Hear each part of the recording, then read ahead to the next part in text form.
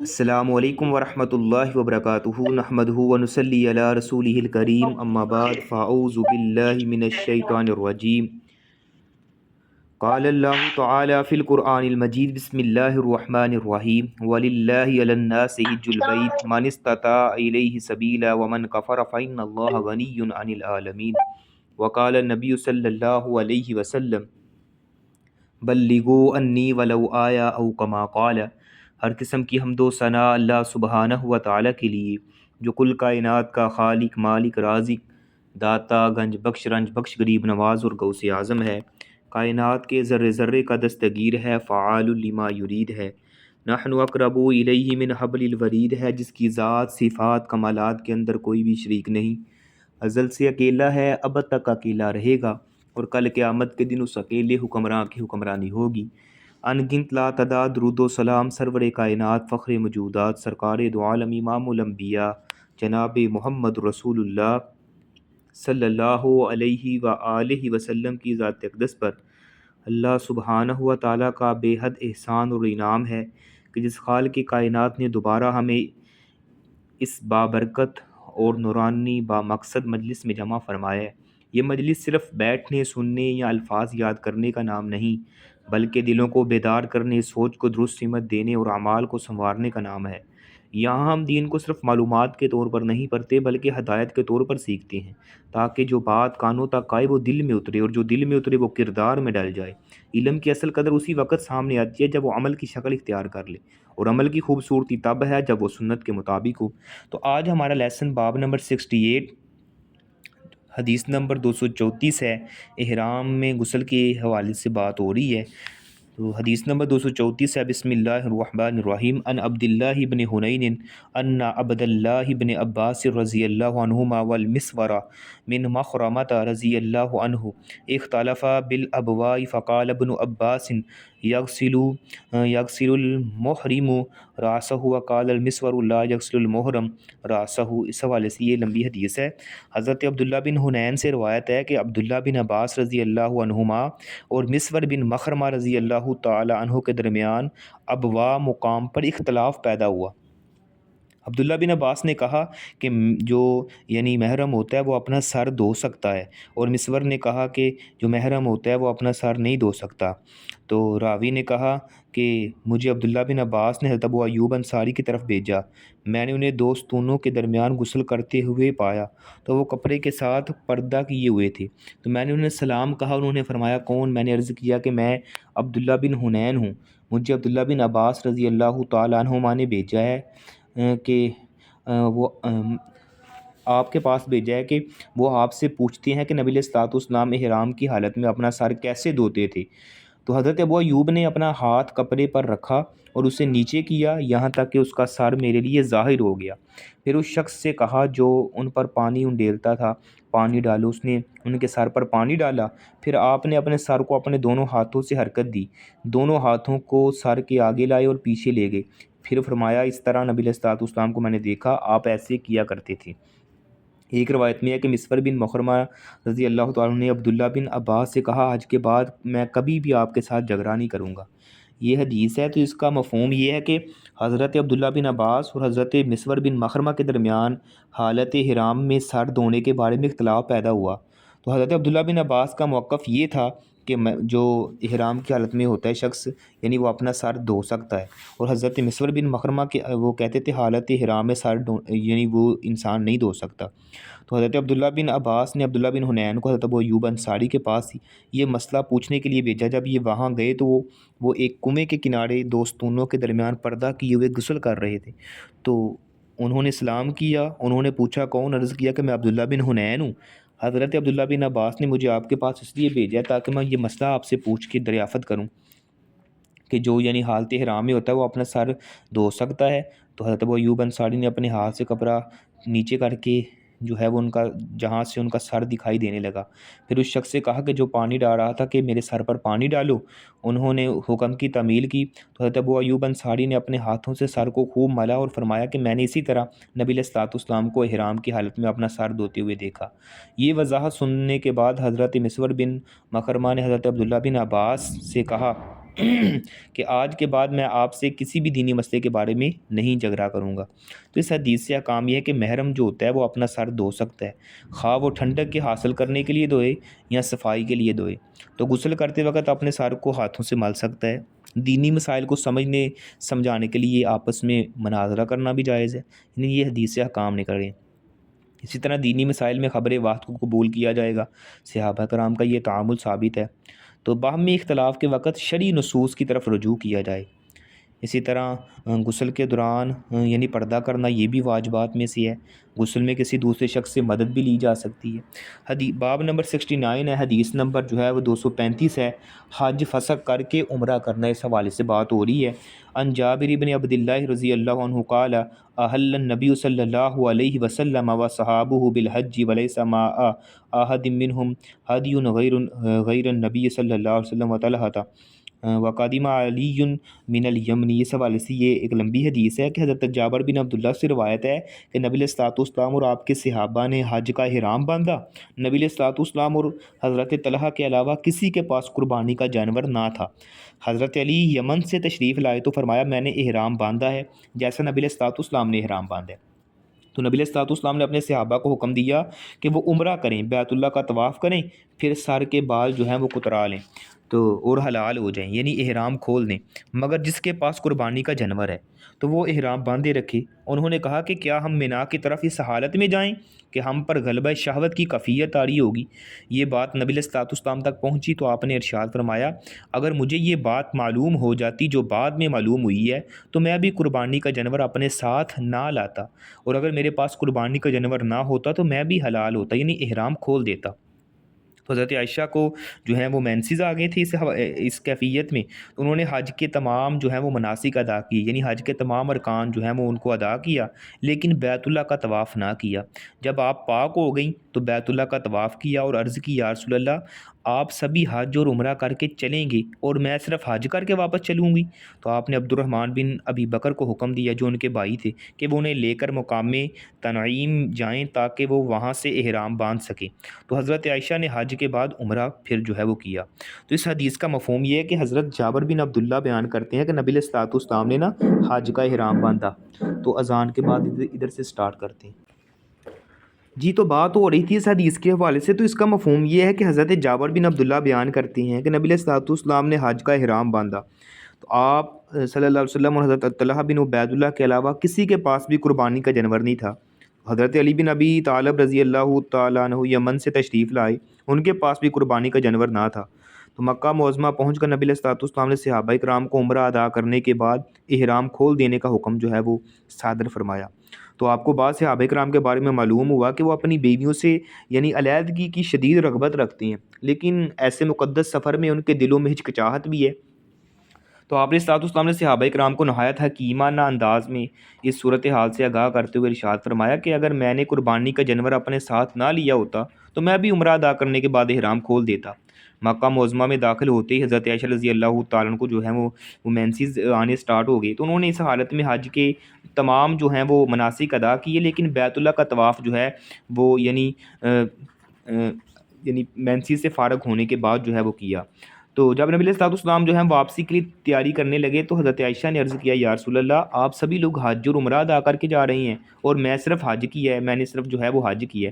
تو عمرہ نہیں کر سکی۔ تو آپ نے فرمایا کہ حضرت عائشہ کے بھائی حضرت عبد الرحمن بن ابی بکر جو تھے انہیں کہا کہ اپنی بہن کو مقام تنعیم میں لے جاؤ تو وہاں سے احرام باندھنے کے لیے وہاں سے احرام باندھ کے واپس آؤ۔ تو انہوں نے حکم کی تعمیل کی، حضرت عائشہ نے جو ہے وہ حج کے بعد عمرہ بھی ادا کیا۔ تو اس حدیث سے یہ احکام نکلتی ہیں کہ نبی علیہ الصلوۃ والسلام احرام باندھا اور آپ کے ساتھ قربانی کا جانور بھی تھا۔ ایک بات دوسری ہے کہ قربانی کا جانور اپنے ساتھ نہ لے جانا بھی جائز ہے کیونکہ صحابہ کرام کے ہمراہ قربانی کے جانور نہیں تھے۔ اسی طرح جو ہے نبی کریم نے اپنے صحابہ کو عمرہ کر کے احرام کھولنے کا حکم دیا جو اپنے ہمراہ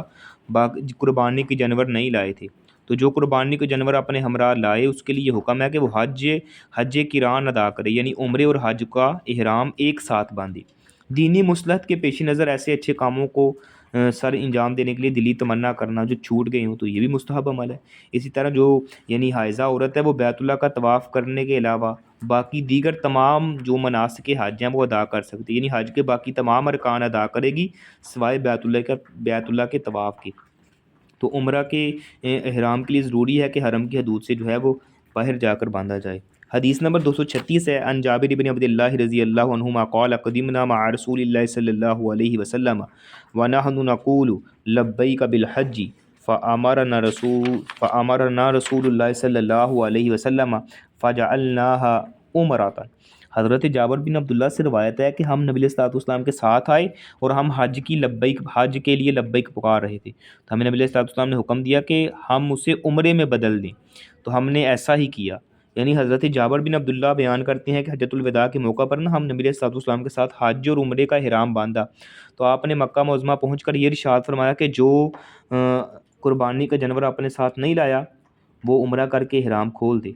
تو فرماتے ہیں کہ ہم نے نبی علیہ الصلوۃ والسلام کے حکم کی تعمیل کرتے ہوئے ایسا ہی کیا۔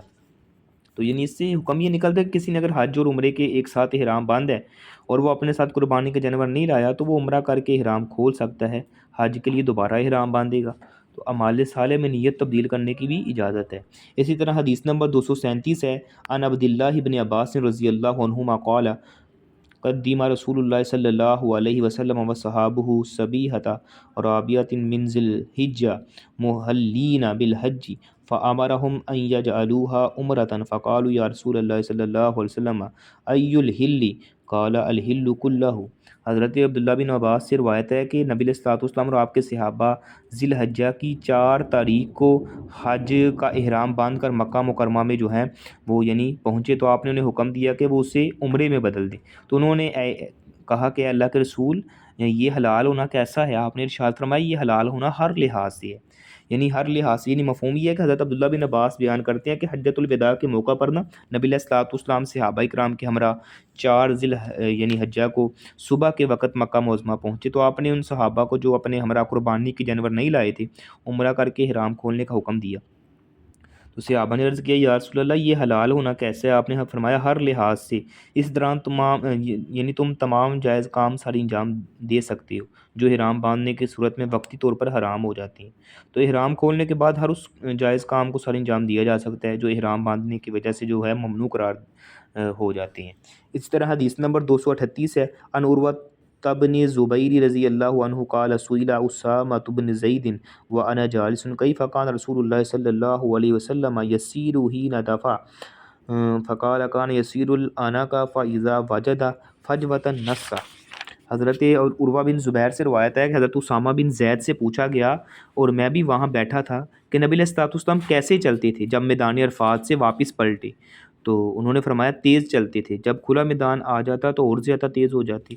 تو یعنی مفہوم یہ ہے کہ حضرت اسامہ بن زید حج کے سفر میں عرفات سے مزدلفہ تک نبی علیہ الصلوۃ والسلام کے پیچھے اونٹنی پر سوار تھے، اس لیے انہیں آپ کی رفتار کے بارے میں خوب علم تھا، اس لیے ان سے پوچھا گیا کہ میدان عرفات سے واپسی پر نبی علیہ الصلوۃ والسلام کے چلنے کی رفتار کیسی تھی؟ انہوں نے فرمایا کہ آپ نے عرفات سے واپسی پر تیزی رفتار جو ہے وہ یعنی تیز رفتار اختیار کی، جب کھلی جگہ آ جاتی تو اور زیادہ تیز ہو جایا کرتے تھے۔ نبی علیہ الصلوۃ والسلام تیز رفتار اختیار کرنے کے باوجود خشوع اور خضوع کا دامن تھامے ہوتے تھے، تو دوران سفر اس بات کا خیال رکھا جائے کسی دوسرے کو تکلیف نہ پہنچے، یعنی سفر کے دوران کسی کو اذیت نہیں پہنچانی چاہیے۔ تو غیظ و غضب کا اظہار، اپنے سواری کو دھرا کر دوسروں سے سبقت لے جانے کی کوشش، یہ مناسک کے حج کے وقار کے منافی ہے اور اس سے جو ہے وہ بچنا انتہائی ضروری ہے۔ باب نمبر 70 ہے، تقدیم رمی، قربانی، سر منڈوانا اور طواف افاضہ کے حوالے سے ہے۔ حدیث نمبر 239 ہے، ان عبداللہ بن عمر رضی اللہ عنہما ان رسول اللہ صلی اللہ علیہ وسلم وقف فی حجۃ الوداع فجعلوا يسألونه فقال رجل لم أشعر فحلقت قبل أن أذبح قال اذبح ولا حرج، وقال الآخر لم أشعر فنحرت قبل أن أرمي فقال ارمي ولا حرج، فما سئل يومئذ عن شيء قدم ولا أخر إلا قال افعل ولا حرج۔ حضرت عبداللہ بن عمر سے روایت ہے کہ نبی علیہ الصلوۃ والسلام حجۃ الوداع میں ایک جگہ ٹھہرے، لوگوں نے آپ سے سوال کرنے شروع کر دیے۔ ایک شخص نے کہا مجھے معلوم نہ تھا، میں نے سر منڈوا لیا پہلے اس کے کہ میں ذبح کروں، یعنی ذبح کرنے سے پہلے میں نے سر منڈوا لیے، تو آپ نے فرمایا اب ذبح کر دو، کوئی حرج نہیں۔ دوسرے نے کہا کہ مجھے معلوم نہیں تھا، میں نے قربانی کر دی پہلے اس کے کہ میں رمی کروں، تو آپ نے فرمایا اب رمی کر لو، کوئی حرج نہیں ہے۔ تو اس روز جس چیز کے بارے میں پوچھا گیا جس میں تقدیم و تاخیر کی گئی تو آپ نے یہی فرمایا کہ اب کر دو، اس میں کوئی حرج نہیں ہے۔ یعنی حدیث کا مفہوم یہ ہے کہ 10 ذی الحجہ کو قربانی کا دن ہوتا ہے، تو یہ افضل الایام ہے، اس میں 4 جو ہیں وہ یعنی قابل قدر و عظیم الشانی باتیں جو ہیں وہ سر انجام دی جاتی ہیں۔ سب سے پہلے یہ ہے کہ جمرہ عقبہ کی رمی کی جاتی ہے، یعنی اس کو جو ہے وہ کنکریاں ماری جاتی ہیں۔ اسی طرح جو ہے وہ دوسرے نمبر پہ جو ہے وہ قربانی کی جاتی ہے، تیسرے نمبر پہ سر منڈوایا جاتا ہے، اور چوتھے نمبر پہ جو ہے وہ طواف افاضہ کیا جاتا ہے۔ تو بہتر ہے کہ یہ ترتیب جو ہے اس کو ملحوظ خاطر رکھا جائے۔ تو علماء کہتے ہیں کہ اگر کسی کی ترتیب بدل بھی جائے یا لا علمی کی وجہ سے تو اس میں کوئی حرج بھی نہیں ہے۔ تو کسی عالم دین کا لوگوں کو حج کے مسائل بتانے کے لیے کسی مقام پر کھڑا ہو جانا اور لوگوں کی رہنمائی کرنا، یہ بھی مستحب عمل ہے۔ تو 10 ذی الحجہ کو پہلے جمرہ عقبہ پر رمی کی جاتی ہے، پھر قربانی کی جاتی ہے، پھر سر منڈوایا جاتا ہے، اور اس کے بعد طواف افاضہ کیا جاتا ہے۔ اگر کوئی بھول کر اس ترتیب میں تقدیم و تاخیر کا مرتکب ہو جاتا ہے تو اس میں بھی کوئی حرج نہیں ہے۔ اسی طرح حدیث نمبر جو ہے وہ 240 ہے، باب نمبر 71 ہے۔ عن عبد الرحمن بن یزید النخعی انہ حج مع ابن مسعود رضی اللہ عنہ فرآہ یرمی الجمرۃ الکبریٰ بسبع حصیات فجعل البیت عن یسارہ ومنى عن يمينه ثم قال هذا مقام الذي انزلت علیہ سورۃ البقرہ صلی اللہ علیہ وسلم۔ حضرت عبد الرحمن بن یزید نخعی سے روایت ہے کہ انہوں نے حضرت عبداللہ بن مسعود کے ساتھ حج کیا، انہیں دیکھا کہ وہ جمرہ کبریٰ پر 7 کنکریاں پھینک رہے ہیں، انہوں نے بیت اللہ کو بائیں اور منی کو دائیں کیا ہے، تو پھر فرمایا یہ وہ مقام ہے جہاں سورۃ البقرہ نازل کی گئی تھی۔ یعنی 10 ذی الحجہ یعنی قربانی کے دن، اور اس کے علاوہ ایام تشریق یعنی 11، 12، 13 تاریخ کو جمرات پر رمی کرنا یہ جلیل القدر عبادت بھی ہے۔ تو قربانی کے دن جو حجاج کرام ہوتے ہیں وہ پہلے جمرہ کبریٰ پر رمی کریں گے۔ یہاں رمی کرتے وقت اس طرح کھڑا ہونا چاہیے کہ بیت اللہ جو ہے وہ بائیں جانب اور مینا کا جو میدان ہے وہ دائیں جانب ہو۔ تو 7 کنکریاں جو ہیں وہ جمرہ کو ماری جائیں، ہر کنکری مارتے وقت اللہ اکبر کہا جائے۔ تو یعنی اس حدیث سے یہ احکام نکلتے ہیں کہ قربانی کے دن صرف جمرہ پر رمی کی جائے گی، یعنی قربانی کے دن جو ہے وہ صرف جمرہ پر رمی کی جائے، 7 کنکریاں ایک ایک کر کے پھینکی جائیں، ایک ہی دفعہ 7 کنکریاں پھینکنا یہ درست عمل نہیں ہے۔ تو جہاں کنکریاں پھینکی جاتی ہیں انہیں جمرات کہتے ہیں، انہیں بڑا شیطان یا چھوٹا شیطان کہنا یہ درست نہیں ہے، یعنی انہیں جمرات کہتے ہیں۔ تو کیونکہ یہ حج کے مشاعر مقدسہ ہیں جن کا احترام کرنا ہر ایک کے لیے لازم ہے، تو کنکریوں کی جگہ بڑا پتھر یا جوتا پھینکنا یا انہیں جو ہے وہ گولی مارنا یہ بھی جائز نہیں ہے۔ اس طرح بعض جاہل لوگ جمرات کے پاس پہنچ کر شیطان کو گالیاں دینا شروع کر دیتے ہیں، تو یہ حرکت بھی درست نہیں ہے کیونکہ اس سے خشوع اور خضوع میں فرق آتا ہے۔ تو یہ انداز وقار اور سکینت کے منافی ہے، تو شریعت میں ایسا کرنے کا حکم نہیں ہے۔ تو کنکری جو ہوتی ہے وہ باریک جو ہے وہ چنے کے دانے کے برابر ہو، تو ہر جمرے پر 7 کنکریاں ایک ایک کر کے پھینکی جائیں گی، نہ کم ہو نہ زیادہ ہو، نہ یہ اکٹھی ایک ساتھ پھینکنی ہے۔ تو کنکری کو پھینکنے کے لیے درمیانی انگلی کے ناخن پر یعنی رکھ کر اور پھر جو ہے وہ انگوٹھے کی ریس دے کر اسے پھینکا جائے، تو کنکری جو ہے وہ جمرے کے ارد گرد بنے ہوئے دائرے میں پہنچ جائے۔ ستون کو اگر نہ بھی لگے تو کوئی ضروری نہیں ہے، تو یعنی 7 کنکریاں ماری جائیں گی، اور جو کنکری کی یعنی وہ مقدار ہے 7 ہے، اور اسی طرح جو ہے وہ اس کی وہ کتنا سائز ہوگا تو وہ ایک چنے کے جتنا ایک چنے کا سائز ہوتا ہے تو اس سائز کی جو ہے وہ یعنی ماری، یہ نہیں ہے کہ بڑے بڑے پتھر اٹھا کے جو ہیں انہیں مارنا شروع کر دیا جائے۔ تو یہ آج کی چند احادیث سے اگر دیکھا جائے تو ان میں یہ مجموعی لحاظ سے یہی پیغام مل رہا ہے کہ یہ جو یعنی ایک حج کا ایک متوازن یہ پیغام ابھرتا ہے کہ حج صرف ظاہری اعمال کا مجموعہ نہیں ہے بلکہ شریعت کی حکمت، سہولت اور اطاعت رسول کا ایک عملی مظہر بھی ہے۔ تو جو یعنی احرام کی حالت میں ہوتا ہے اس کو غسل کے مسئلے میں یہ رہنمائی ملتی ہے کہ دین فطرت کے خلاف نہیں ہے بلکہ حدود کے اندر رہتے ہوئے پاکیزگی اور سہولت کی اجازت دیتا ہے۔ تو حج کو عمرے میں بدلنے کے احکام اس بات کی دلیل ہے کہ اتباع نبوی میں آسانی بھی ہے اور وسعت بھی ہے، بشرطے کہ بندہ اپنی رائے کو وحی کے سامنے جھکا دے۔ اسی طرح حجۃ الوداع کے موقع پر اعمال کی تقدیم و تاخیر میں لا حرج کا اعلان ہمیں یہ سکھاتا ہے کہ دین سختی نہیں ہے بلکہ رحمت ہے، اور شریعت کا مزاج سوال کرنے والوں کو مایوس کرنا نہیں ہوتا بلکہ مطمئن کرنا ہوتا ہے۔ تو جمرات کی رمی اور نبی علیہ السلام کے طرز عمل کا بیان یہ سبق دیتا ہے کہ عبادت میں وقار، اعتدال اور سنت کی پیروی ہی اصل کمال ہے۔ تو یوں ان ابواب کا یہ نچوڑ ہے کہ مثالی مسلمان وہی ہے جو مناسک حج میں بھی سہولت کو شریعت سمجھے، اختلاف میں ادب رکھے اور ہر مرحلے پر نبی علیہ السلام کی رہنمائی کو اپنا معیار بنائے۔ تو ھذا من عندی واللہ اعلم بالصواب۔ اگر کسی سسٹر کا کوئی سوال ہے تو وہ بھی پوچھ سکتی ہیں۔